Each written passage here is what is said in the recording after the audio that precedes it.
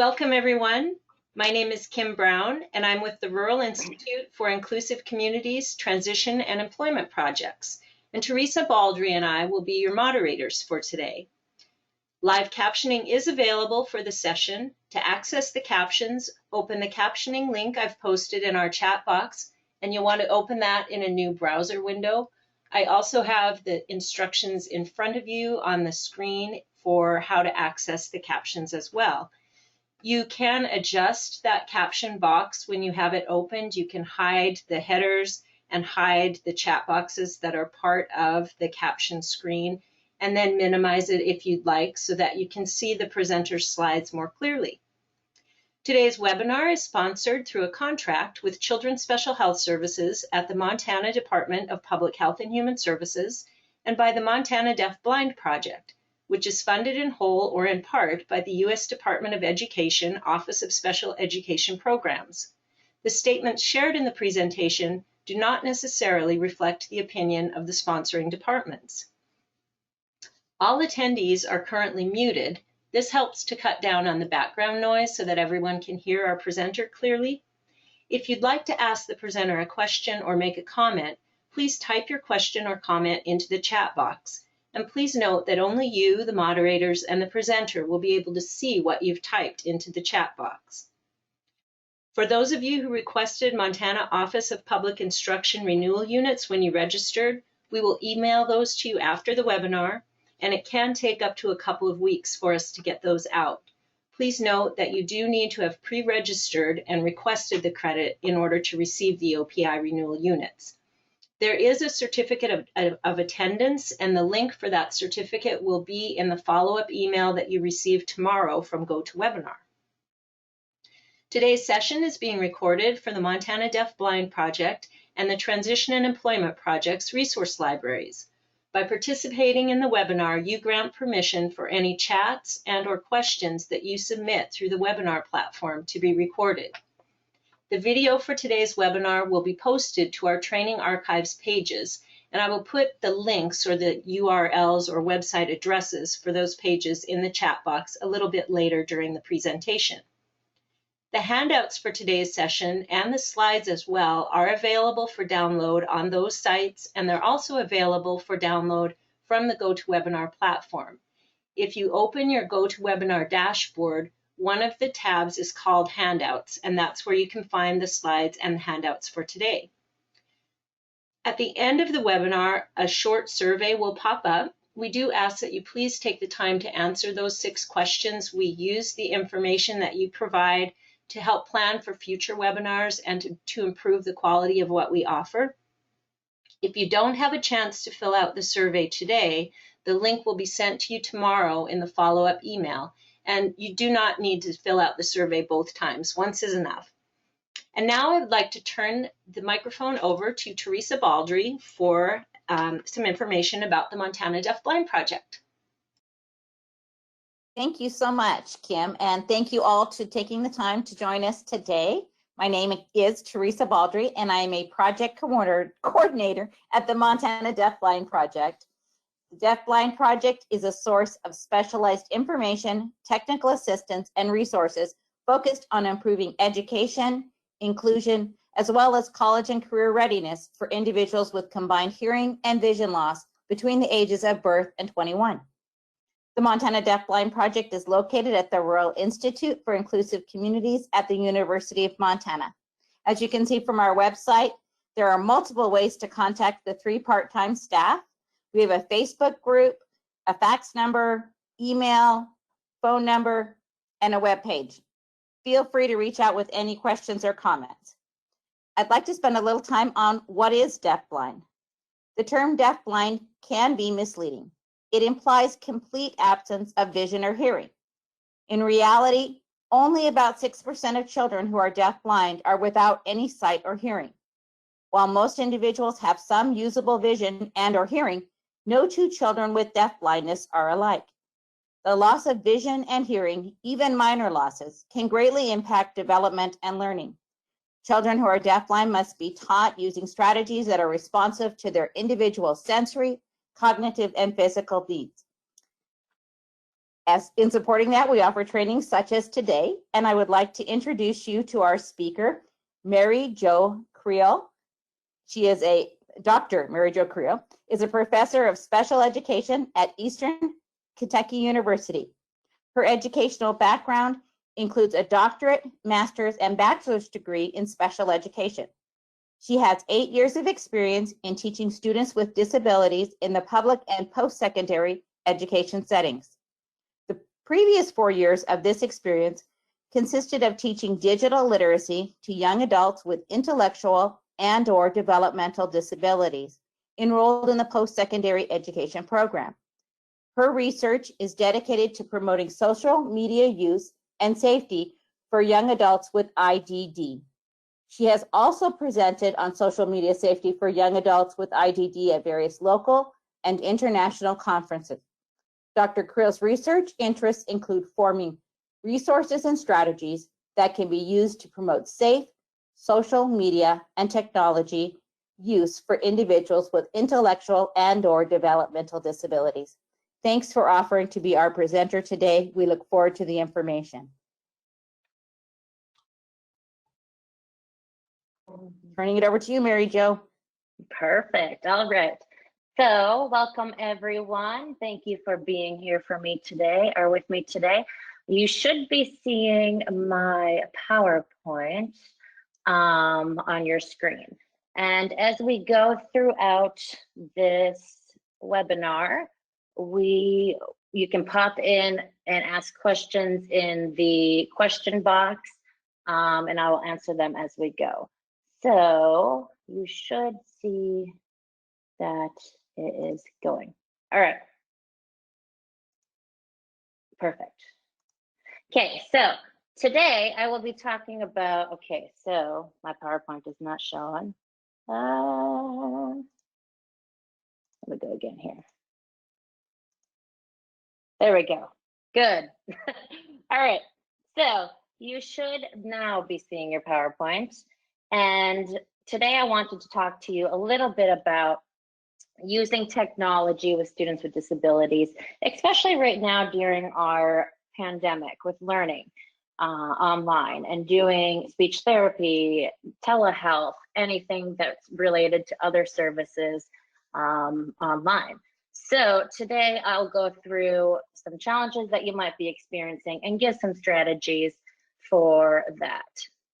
Okay, so today the main things I will be going over is how to engage with students who have disabilities in virtual learning. And what does it look like with this use of netiquette? What is netiquette and how does that come into virtual learning? And then if I have time, I'll touch a little bit on safe social media use. I'm limited to an hour today, but if you want to know more about that, I will be speaking at the Montana Youth Transition Conference, where we will be doing more resources and strategies for each of these areas. So today I'm going to just be highlighting a little bit of strategies to give you a little sneak peek on what will be going on with that conference. Okay, so first a little bit about me. My research is on technology for students with intellectual and developmental disabilities. In the spring, I taught digital literacy courses to students with IDD, and we were thrown into this virtual learning world in March, where I was teaching technology all online while they were in their homes.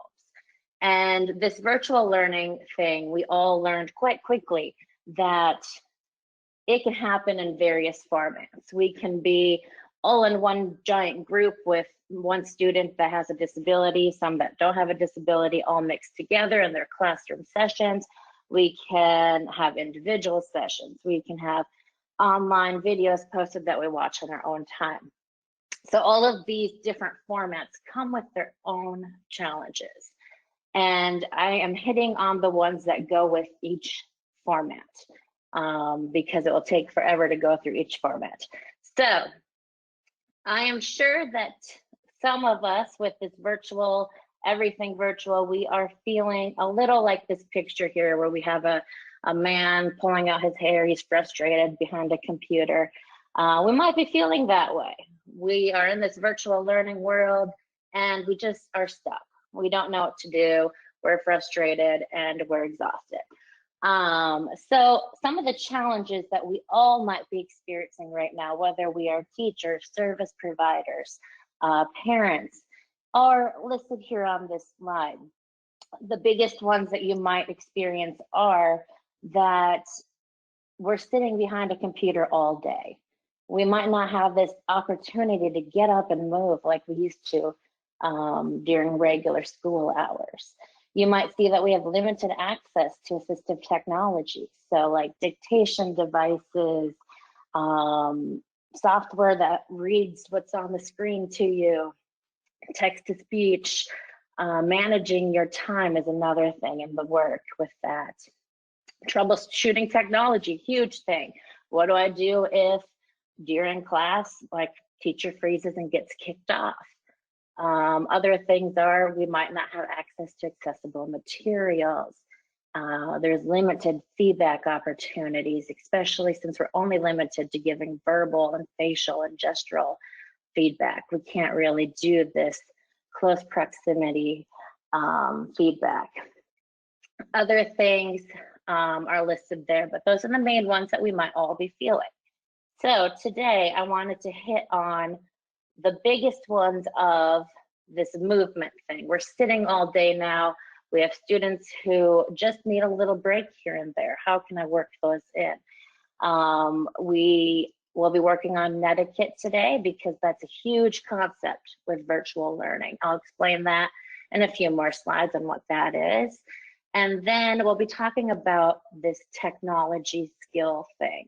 So we had students K through 12, post-high school, post-secondary education. They're thrown into this online learning with these technology skills they have not learned. So they might have been thrown into kindergarten online learning. Typing is an issue.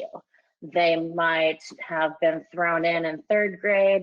Just logging on to something might be hard because that's just something they have not done. Using Canvas, Blackboard, Moodle, Google Classroom, all this stuff that was just presented at bam, 30 seconds, learn this, we're gonna be online tomorrow.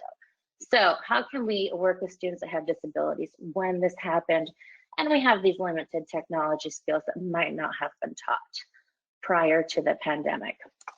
So first, let's talk about some strategies on virtual learning, this engaging in virtual learning with students with disabilities.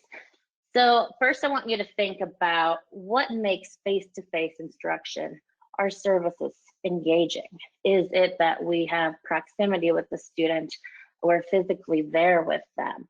Is it that we can engage them through some other means, actions, movement? What makes this engaging? Then how do we take this and remove this physical part of it and put it into this virtual setting? How do we make it so that we can do it through a computer screen, but not this physical aspect of us being with that student isn't there? So there are a few strategies on this slide here that I have done in my classroom with the students with intellectual and developmental disabilities, and it worked very well. When we first started this virtual learning, it was very rough. It was, how do I use Zoom? How do I know if my microphone's off? My microphone's on, my video's on, my video's off. All these different things. What do I do when it freezes? How do I log back in? What's a passcode? All of that is stuff that we experienced that first week, and they still experienced it in May sometimes. So I built in some resources to help them with that and make it more smooth for them to just pop onto our Zoom class. Hey, I got kicked off. I know how to get back on. So here are some things that I did, but I'm just going to highlight on, I think, 3 of those things because I only have an hour. I could cover this for, 3-hour class.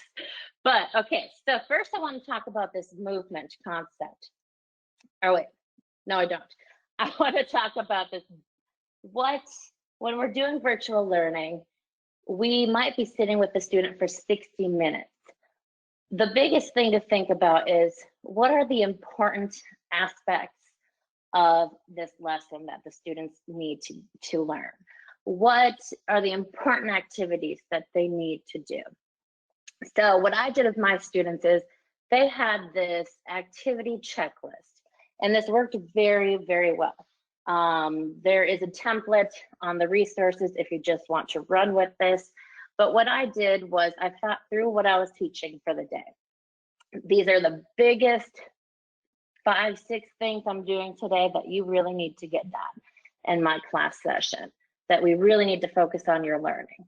And so I gave these checklists out, and what they would do is they would screenshot it. All of them had an iPhone. So the Android thing is, I'm not quite as familiar with that, but they would screenshot it, and I taught them how to mark it up. So if they logged on to the computer, they took their little screenshot, got on the markup tool, put an X on that, they were done. They'd put their phone down, went and answered the question of the day. Then they put an X on it, done, moved on. And so if they ever got lost in this direct instruction or anything else we're doing in that class, they could come back to this checklist and say, okay, I know I need to do this today. So I had one of these every day, and I had a lot of people ask me, well, that's a lot of paper. That's a lot of sending an email every day on what we're doing. But what I learned quickly was that these students, the students in my class, mastered this, getting it off the email thing. The biggest thing they wanted to do was, even though they could do the email, they wanted to use their phones for it. So they screenshot it right from, I would show it very up on the screen. They would screenshot it and go with that. So they wouldn't even get it from their email. They would just get it from my presentation slides for the day on what we were doing. So that is what helped redirect any when we got off focus. Okay, let's go back to our checklist. Where are we? Okay, we're going to Google Docs, and we go from there.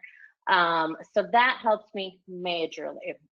I did this for every class session that I had, just to redirect. All right, so now that is the biggest thing I did with organizing my class and making sure that they could engage with, like, when I get lost, what do I do? There's that checklist. So whenever they came back to me saying, I don't know where we are, I could say, let's look at the checklist. Which ones aren't X'd off? Let's go there. All right, so the next one is building in movement. So I had a lot of complaints from my students in my digital literacy class about just sitting behind a computer all day. The lights on the computer were bothering them. Just sitting all day was bothering them. They want to get up and walk. So we worked on how we can build in movements. We worked in dance breaks where they get 30 seconds, they get out of the chair, dance, let it all out, then we sit back down. Just during that dance break, I noticed, well, that was really fun for them. They really wanted that. But it also helped them redirect their attention. So they were able to get out all of this energy they had, sit back down, they were with me. The biggest thing to know with that, the mistake I made right away, was they get excited to do the dance breaks, it's hard to come back. So I had to have rules about, okay, we do the dance breaks, what does it look like to come back to this class session? This is what it looks like. So 30 seconds to a minute dance break, then we're going to sit down, and then we're going to get back to work, and that's what this looks like. And we would practice that. And we practiced it several times until it just got to be dance break, sit down, we're going again. I've seen some people do it. My class loved dance breaks, so we did that. It was a musical class. I've seen people do 10 to 30 second exercise breaks. Same concept. Teach what it's like to come back to this class session. I've seen some people do I Spy, where they just give their eyes a rest. They look off. Okay, find something blue in your room. Come back to me. And again, they taught the rules of that. So what does it look like to come back to the class session? Some students had a stability ball. where they could just kind of bounce up and down on it. So this is particularly, I found this to be very, very useful with students that have ADHD. They wanted that yoga ball where they could bounce on it. Some wanted a stress ball. My students with autism who wanted to do some fidgeting, they would have stress balls or something else of their own that they could. Some used a weighted blanket they had. But we had to talk about, okay, we're not going to show the class our stress ball. So what's it like to bring this extra exercise equipment and things that we not want to class, and how to not distract with that, or how to not be distracted ourselves. We had to cover that with some modeling and practicing. The last one was exercise options. I did not do this, but there was a lady who actually went viral on Instagram a few weeks ago where she had a girl, I think it was her daughter, have a bike, like just a bike. She put training wheels on it. You can Google it if you want to know what it looks like, but she put tennis shoes on the training wheels so that she could spin, she could pedal, and the two wheels would spin, but the training wheels would stay stationary in those shoes, so she wouldn't move. She would just bike in place. So that was another option. The video showed how well that girl was biking in place and paying attention. It was able to get this activity she needed, because sitting behind a computer all day, we know it's not fun. And we just need to get movement. So we have those options for building in movement. The other thing that I really preach on is teaching technology skills. So like I was saying at the beginning, we have students who might not have been exposed to technology much before the pandemic. They might have had technology classes, but then logging on Blackboard, Google Classroom, Moodle, whatever format, Zoom, is just not there because it's something that wasn't taught. Email, another thing. So we're throwing all of this new stuff, this new technology skill that we haven't really had much to do, especially kindergarten, first, second, third, all those elementary students. We're throwing this all at them, and they're sitting there like, whoa, what do I do? And now I'm supposed to learn other material on top of it. So what I did with my students, when I heard the pandemic was happening, right away, we got on Zoom. We learned how to share our screens, when to not share our screens, and how to turn our mics on, turn our mics off, how to put the camera on, camera off, when we have the camera on and when we don't, but I'll talk about that when we get to Netiquette. So teaching technology skills, especially virtually, we all know is hard. It's super hard. So I found some ways that helped me teach students how to do this without being physically present with them. The first thing was video modeling. I would make a video of me doing this technology skill, logging on Zoom. I would talk through it, like I'd say, okay, first I'm going to find the Zoom icon. It looks like this. Then I'm going to put my username in. Remember that my username is my email. Then I'm going to put my password in. Remember, nobody should know my password but me and maybe my parents and my teacher. And then we walk through every step in that video modeling. Then I would send that, especially to my students that had intellectual disabilities and developmental disabilities, I would send it to them and their parents or their family members, whoever was going to be present during these lessons or just around when this was happening. And they would access this, the video modeling, and watch it whenever they needed to. They had it in their inbox. Oh, we don't know how to get on Zoom? Remember, let's look at this. That really cut down on the time of needing to step back from instruction or services and teach other skills because they had it in their inbox. They could view it and say, okay, this is what I do.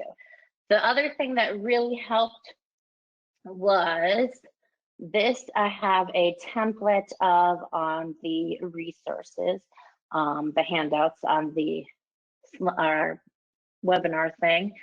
And it has everything from how to send an email, how to, I think, log into email, how to log into Canvas, because I made a whole binder and gave it to my students before going home for the pandemic because I knew it was happening.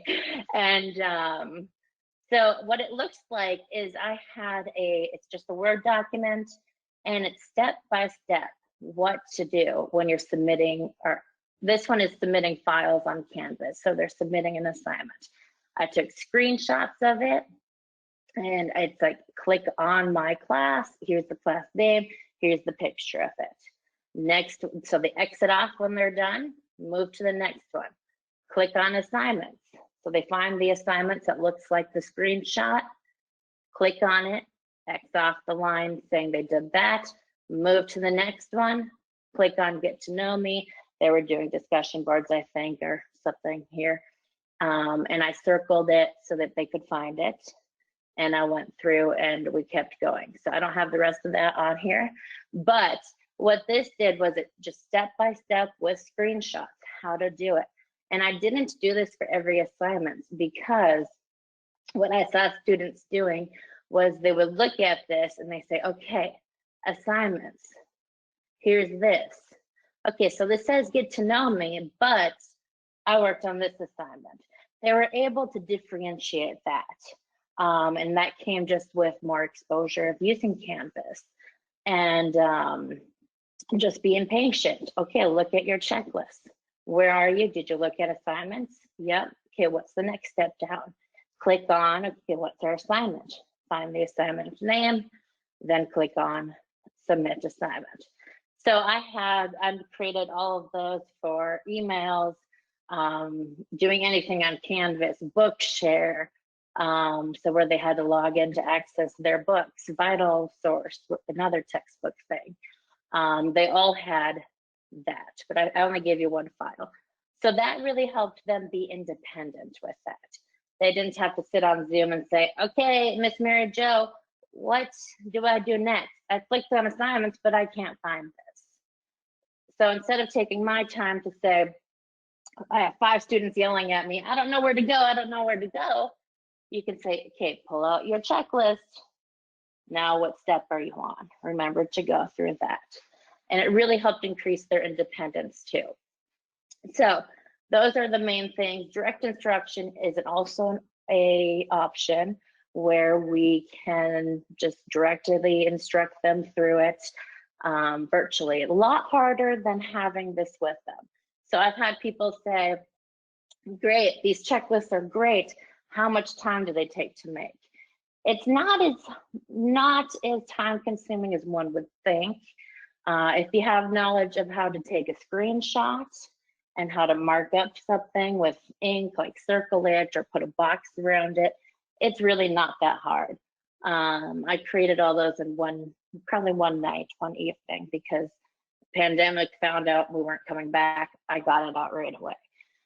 So it's not that time consuming. It takes some playing around with it first. The template I gave you, if you use it, should be super easy to just plug in place what I have.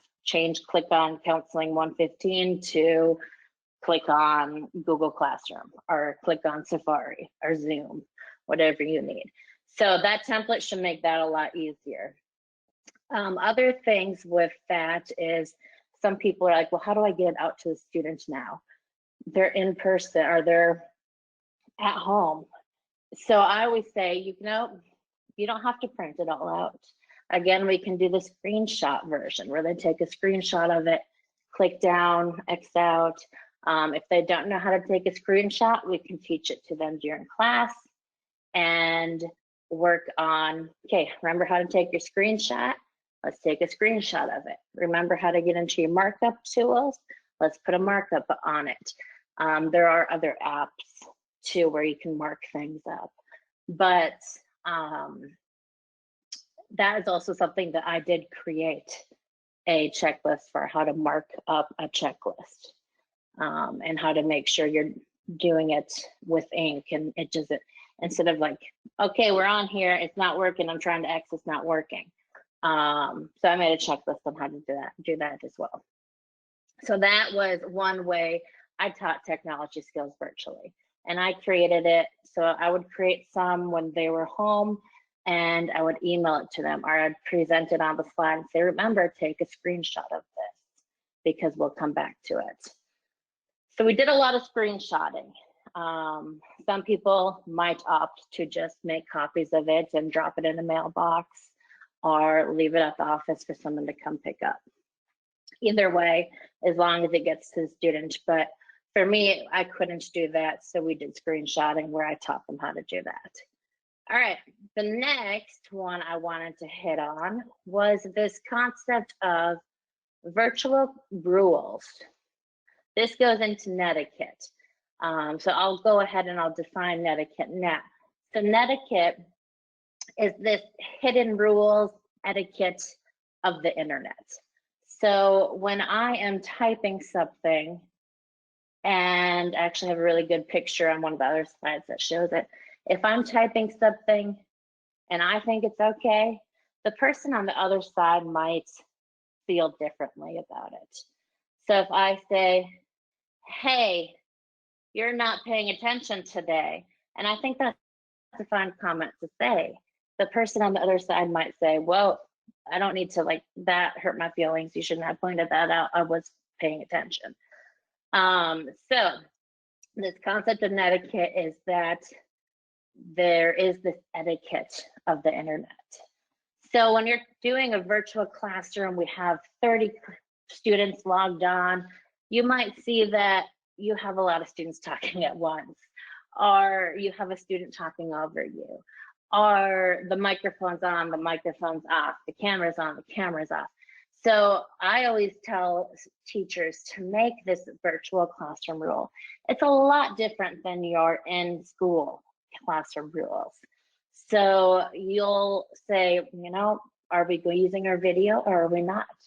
A big thing to think about is, are there students that are comfortable with showing their home lives or showing themselves on a video?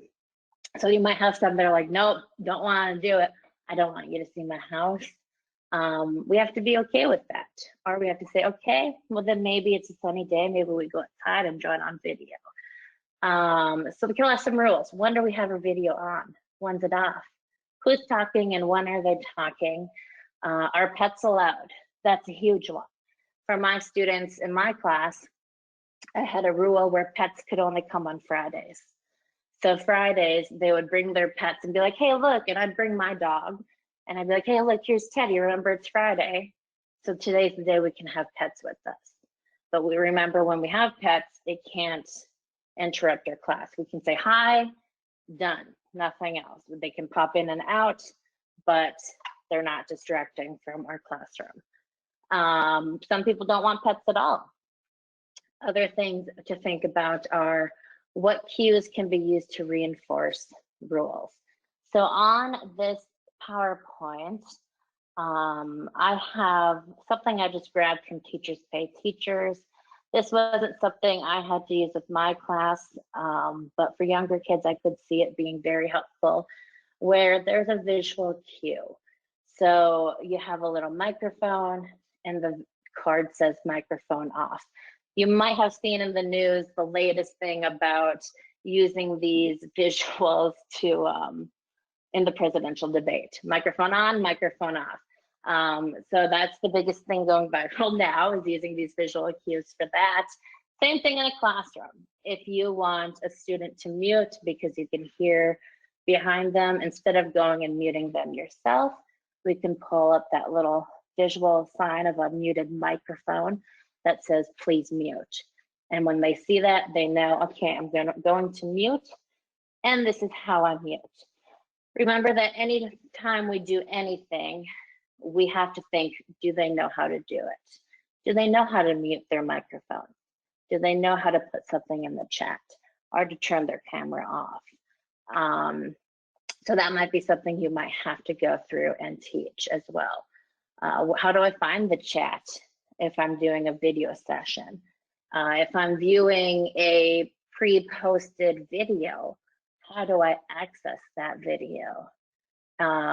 So in that online classroom where there's everything posted for the day and they just go through and work it, they don't come together as a class, or they don't come together with other people. Those checklists are also very important for that, the ones that we went through earlier on. All right, so the next one is thinking about accessibility. This is a huge, huge thing with virtual learning. So if I have a student who has, who needs an interpreter, or who is colorblind, has low vision, how do I work with that? How do I make things accessible? What if I need like less text on a page? What do I do? So you can do always enlarge text on things. Always consider also what font colors you're using, your lighting. Is it bright enough? There are also accessibility features. I'm not going to get into that on this webinar, but video conferencing platforms do have accessibility things. Zoom is doing new ones that they haven't released yet, but they have ones where it makes your lighting different. They make it able, like there's a little pin video for if the video of the interpreter needs to be pinned, so that the teacher can still be up here talking, but I still see my interpreter, instead of it going away whenever someone talks. And also that's very important to teach how to pin that interpreter to that main screen.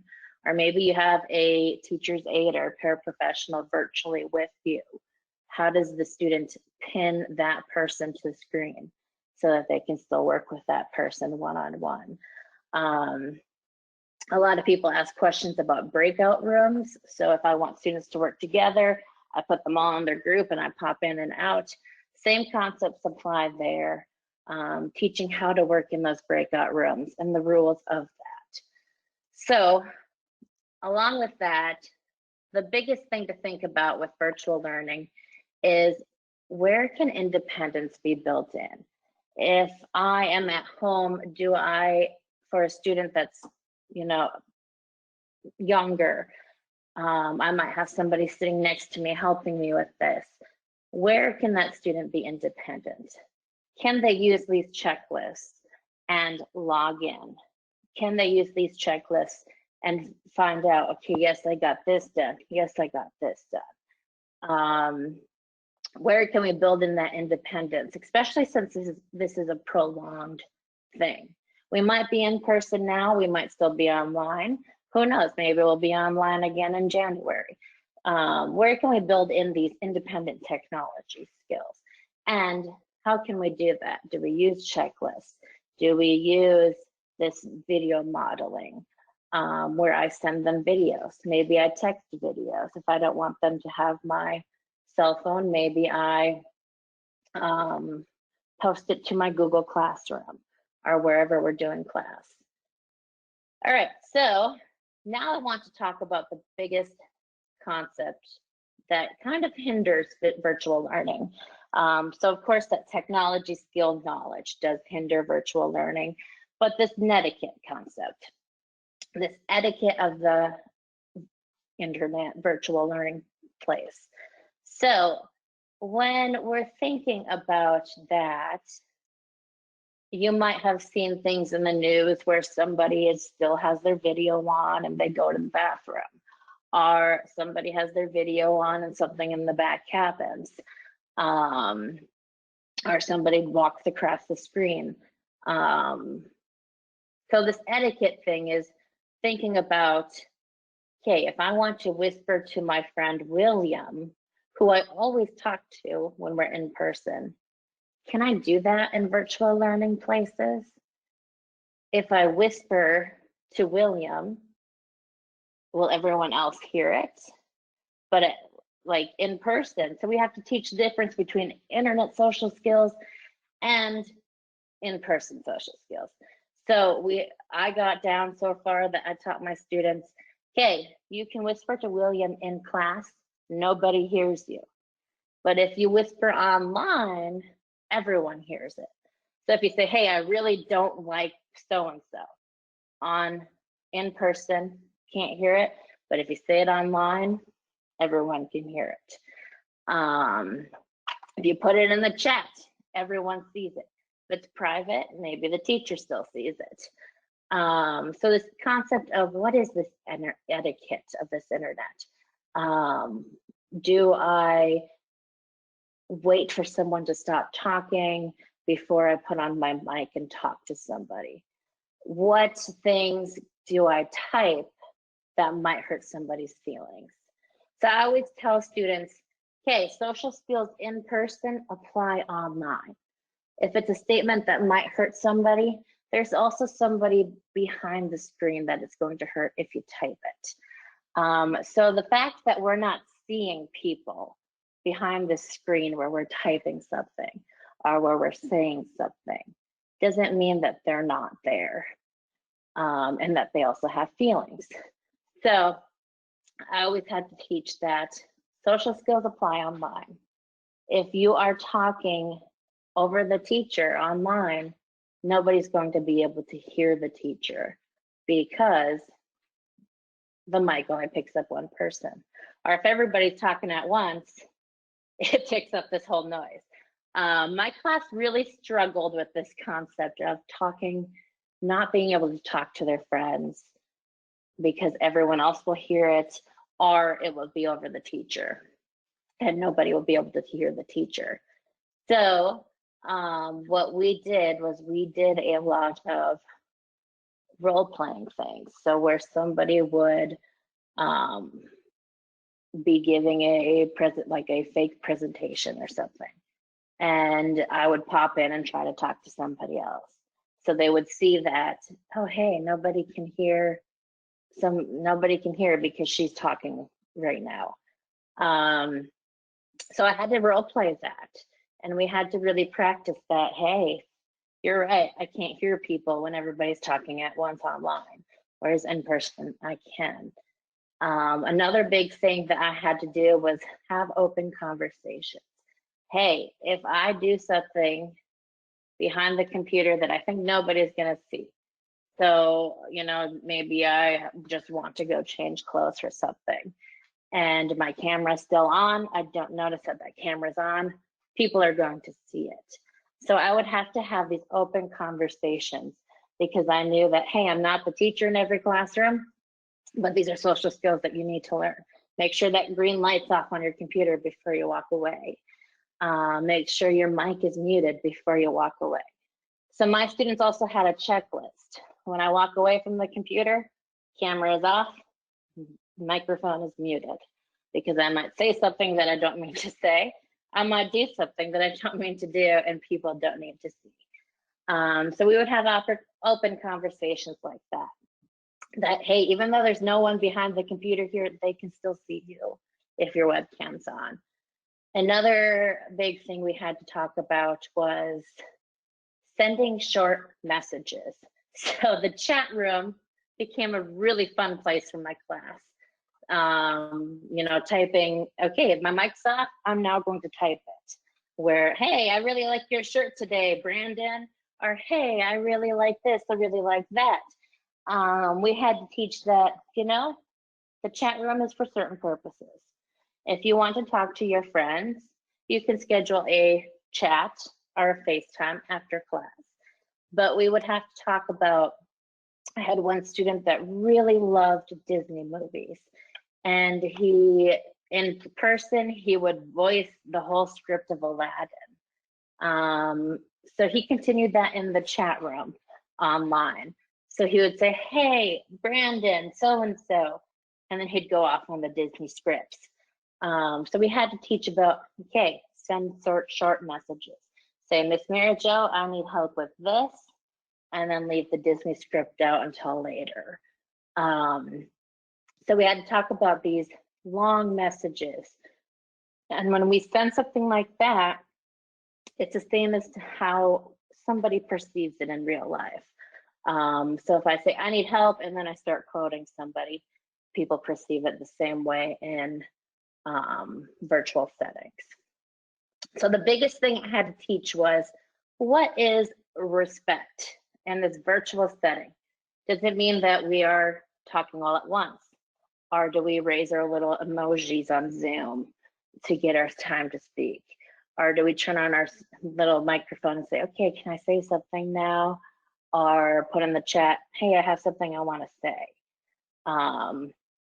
So modeling all of that, we had to work through it one at one.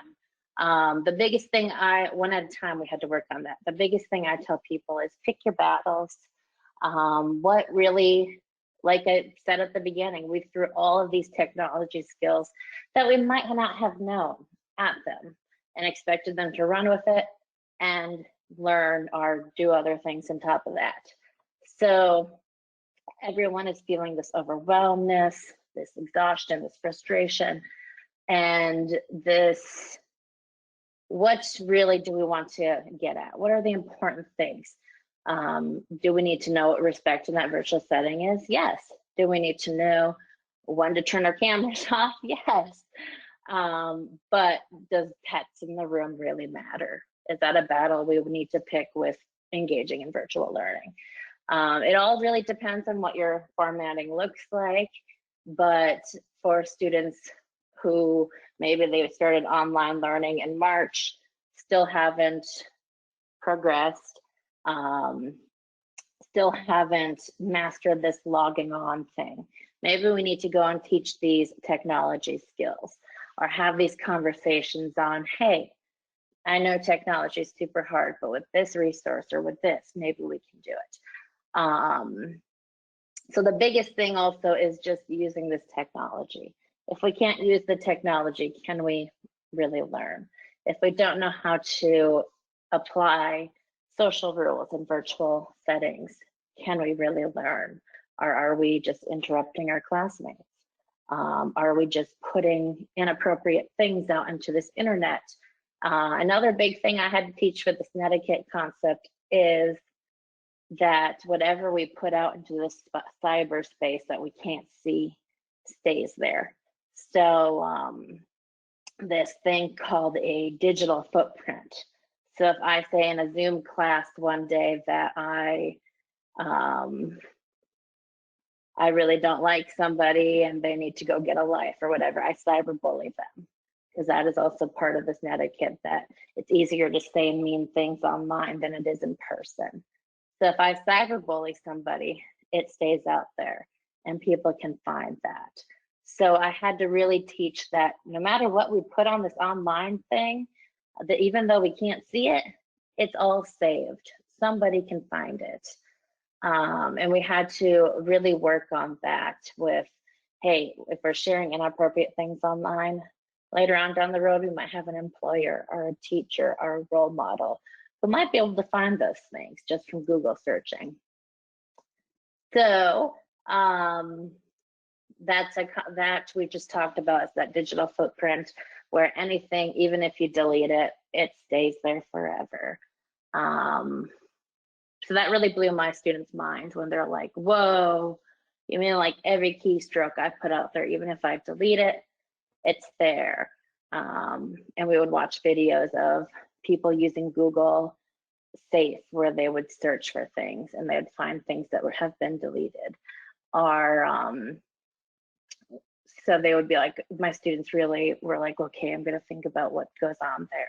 What do I really put on this internet? It's the same thing as putting on a public billboard. So teaching that and teaching about what should be shared online. The biggest thing I would always tell my students is there's this grandma rule. We called it the grandma rule, where if you don't want your grandma to see it, don't put it in online anywhere. Don't put it in your online classes, in your assignments that you submit online, in Facebook, social or Instagram, anywhere, Twitter. If you don't want someone to see it, your role models, your parents, your siblings, don't share it. So all the time we would say, what's the grandma rule? And they would recite back, if I don't want my grandma to see it, I won't share it. And then we would talk about, what are appropriate and inappropriate things, which ties to this netiquette. We would talk about what do we do if somebody asks for a picture of me changing clothes. We would talk about that. So this netiquette, making rules of what this netiquette is, showing them what these rules of netiquette are, and doing some role playing. Okay, this is what it looks like when we do this online. Does that look like something we should be doing? Why not? Why or why not? Have those open conversations. Okay, so I don't have much time left, but we will talk a little bit about creating safe opportunities to practice things. Okay, so when we're in right now, a lot of students with disabilities are struggling because they can't see their friends. They can't talk to their friends unless it's online. We can't, our phone call, we're not really seeing them in person. So a lot want to join this social media bandwagon so they can maintain their friendships. I have a lot of parents that have reached out to me and said, hey, I just don't want that to happen, even though they want to do it, because there's a lot of safety concerns, which there are. There's safety concerns for everyone using social media, not just those with disabilities. Everyone using it has some sort of danger coming their way using it. So I would directly come out and teach. I made these little card games where we had cyberbullying statements, not cyberbullying statements. We would play I have, who has, and decide, okay, who has the cyberbully? Who has the predator? What is a predator? What does a predator do? A lot of times when I was teaching this, we noticed that it scared students. So we would talk about our feelings. Yes, this is scary. We don't want this to happen because it's scary. So what can we do to prevent that? If Ashley Tisdale123 joins us, wants us to be a friend on Instagram, is that probably her? Does she have the verified celebrity check mark? No? Okay, so we probably shouldn't add her because that might be a predator. When we're cyberbullied, what do we do? What is a cyberbullying statement? Can I say, hey, really don't like so-and-so in my virtual class? Or could that be considered cyberbullying? Do I say somebody's cyberbullying me? Maybe they're sending me private messages on my virtual classroom that's cyberbullying me. What do? Do I keep that to myself? Do I tell a trusted adult? And who are my trusted adults? So I would always have my students say, okay, they just said this and it hurt my feelings. They didn't mean to hurt my feelings, but I still need to talk to somebody about it. So they would always identify who are my 2 to 3 trusted adults I can talk to and go to when something did hurt my feelings. Other things that we did was we practiced. If you want to post anything on social media, here's a graphic organizer on how to write a social media post. And once we have that filled out, we've got our post. Does it look good? Yes.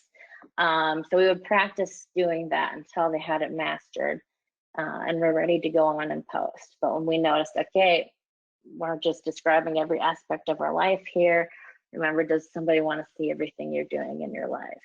Is social media your diary, or is it just a place that we put certain things? That was a big concept we had to work on, that social media is not our public diary, and what we do put on there. All right, other things. I'll talk more about that in the youth transition conference. So resources. This slide has a bunch of different resources. The ones that are highlighted, resources for educating all learners during the pandemic, is phenomenal. You can go to it and search for anything you need and it's there. It will take you to the websites. Center for Online Learning and Students with Disabilities, also a huge resource where you can go look at things. Removing barriers to effective distant learning. Now this talks about high leverage practice in using high leverage practices in virtual settings. The other thing is social media and etiquette, how I teach those. Common sense education is tied with common sense media, and they have a lot of phenomenal resources. They're grade level, they're all free. They have English language learner. They do not have lower leveled resources yet, but some of the things that I do, I actually adapt the work that they have on there. So common sense education is huge for teaching that netiquette rules. Other than that, there's also 10 rules of netiquette, what the netiquette rules really are. But I would adapt those if you wanted to use those. So today I couldn't get too in depth. I have 4 minutes left, so we don't really have a question answer time. But I will have 90 minutes at the Montana Youth Transition Conference in a few weeks here, where I will give a lot more in-depth strategies for this virtual learning and social media use and netiquette. So we'll go through it more. We might do some case studies where I have a student that's doing this. What should I do? And we'll also actually have time for question and answer there. So with my 3 minutes that I have left, if it's that, I want to thank you for coming. Are there any short questions out there that I can answer in these 3 minutes? I took a lot of the time, I know. Mary Jo, this is Kim, and there is one that Yeah. came in that you might not be able to see, and I don't know if I'll read it to you, and Yeah. it may be one that needs to be answered outside of the session, but it says, this may be outside the area of focus, but here's a go. Do you have any thoughts about navigating the role as an intervener working with a deaf-blind child in a deaf school whose parent sits with him at home through the whole school day, essentially performing the intervener role? There are lots of opportunities for what feels like overstepping when I do have a professional opinion, even though I'm not there in person with the student. Yep. Yes, that is a good one for answering outside the webinar, but good plug-in on that is we do see a lot of overstepping where, okay, I have somebody sitting right there doing it for them, and I do want them to be independent. I want the student to be independent. What can I do? I had that issue with my class where I would have parents sitting right next to them thinking, oh, and they need me to log on Zoom for them. Some parents were like, okay, they know what to do. I'm going to let them go at it. But there are, some siblings, some parents, some family members who are that person that are just like, okay, I'm going to type for you. You tell me what to say. So they don't get to work on their keyboarding. Or I'm going to do this, I'm going to do that. And they do the homework for them. So what I always like to do is, usually you can see them talking to somebody else, or you can hear them talking to somebody else. So I would always pop in. I might actually, sometimes I would put that student in a breakout room by themselves with me. And I'd be like, hey, do you have someone with you? Yeah, okay, remember that I want you to do your best. Can I talk to the person with you? And I would try to explain to the person without offending them. This is so that they can learn at home, and let's work on trying to get him to be independent here. Let's just do 10 minutes first without you there. And then let's just increase the time, because you'll see that he can actually do this, or she can actually do this. As for the deaf blind one, that is also, I think, a conversation that would need to happen where, yeah, I would need to reach out to that person more and talk about that. But I think that there would need to be a intervention there with the person serving as the other person's role. And the conversation and the way to do that in a non-intrusive, offensive way, like, okay, don't be here, but a way like, okay, remember your student has this person working with them. For my students, we had peer mentors with them in breakout rooms or on the chat. And I would have to tell parents, okay, remember their peer mentors with them to help them. A lot of times, you can't do much because you can't force the parent to step away or the sibling. But you still have to stress that importance of, remember, we want them to be independent in life. They can't be independent in life if they have someone sitting next to them the whole time. Remember, we want them to be independent using their resources. So if they're not using the person that's meant to work with them, we're not teaching them what resources that are out there for the future. But yes, that's all about conversations with the person doing the overstep thing. So I can answer that one off screen more. Great. Thank you very much, Mary Jo. Yeah. This Yeah. is Kim again, and just wanted to remind everyone that you will have a short survey show up as soon as the webinar ends. If you don't have time to take it today, please take it tomorrow when the follow-up email comes to you, and the link is in that follow-up email. Our next webinars include Discovering Talents, Strengths, and Interests to Discover a Dream for Tomorrow. And our presenter there will be Kimberly Norris-Scrano, and that's on November 5th from 12 until 1:30 Mountain Time. And then we'll also have Promoting Work Experiences for Students, Pre-Employment Transition Services with Montana Vocational Rehabilitation staff on December 3rd from 1 until 2:30 Mountain Time. And we do not have the registrations to those two webinars posted yet, but hopefully will within the next week or so. These are both part of a series of webinars hosted by the Montana Deafblind Project. The webinars are designed to provide teams supporting students with deafblindness and a significant impact of disability the tools to explore community employment as a post-school outcome for all of their students, begin identifying students' interests, skills, and abilities and support needs, and identify tasks the students could offer in employment. The end goal of the series is for teams to use the information to create an individualized work experience for a student with whom they are currently working. And if you missed our Transition to Employment webinar series in 2019, it is archived to both the Montana Deafblind Project and the Transition and Employment Project's websites. Those addresses are in your chat box. A reminder that the recording to today's session will also be posted to those two websites. It does take us usually about a week and a half to 2 weeks to get those up. And I would like to offer a huge thanks to Mary Jo for the fantastic information that you shared with us today. I'm sorry that we didn't have you for longer, but I'm excited that you will be at the Montana Youth Transitions Conference. Yes. For those of you outside Montana, just so you know, the conference is virtual this year, and so you're welcome to participate from wherever you happen to be located. I'd also like to thank Teresa for co-moderating today, our captioning professional as well, and all of our participants. Have a fantastic afternoon. Thank you again, Mary Jo. Thank you. Thank you for having me. Bye, everyone.